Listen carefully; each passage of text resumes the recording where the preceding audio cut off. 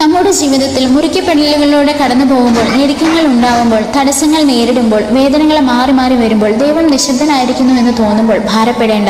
അബ്രാഹത്തിന്റെ ജീവിതത്തിലും ഇത് കാണാം. ഇസ്മായിൽ ജനിച്ച് 13 വർഷങ്ങൾക്ക് ശേഷമാണ് ദൈവം അബ്രാഹത്തോട് സംസാരിക്കുന്നതും അദ്ദേഹത്തിന്റെ ജീവിതത്തിൽ ഇടപെടുന്നതും അനുഗ്രഹിക്കുന്നതും.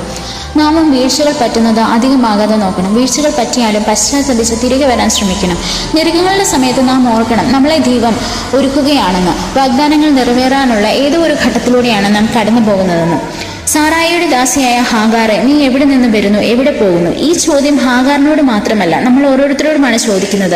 വീഴ്ചകൾ പറ്റി ദൈവത്തിൽ നിന്ന് അകന്നു പോകുമ്പോഴും പശ്ചാത്തപിച്ച് വിധേയപ്പെട്ട് തിരികെ വരാനാണ് ദൈവം ആഗ്രഹിക്കുന്നത്. അങ്ങനെ വാഗ്ദാനങ്ങൾ നിറവേറുന്നതിന് മുമ്പ് ഉത്തരം കിട്ടാത്ത ഒരു കാലത്ത് പതറാതെ വിശ്വാസത്തോടെ മുന്നോട്ട് പോവുക. ആ സഹനങ്ങൾ അനുവദിക്കുന്നതാണെന്ന് മനസ്സിലാക്കുക. വാഗ്ദാനം കിട്ടി 25 വർഷങ്ങൾക്ക് ശേഷമാണ് ഇസ്ഹാക്ക് ഉണ്ടാകുന്നത്. യോനയുടെ കപ്പൽ തകർത്തതുപോലെ നമുക്ക് വേദനയുടെ കാലഘട്ടം അനുവദിച്ചിട്ടാണെങ്കിലും നമ്മളെ ഒരുക്കി വചനമാകുന്ന നിനിവേയിൽ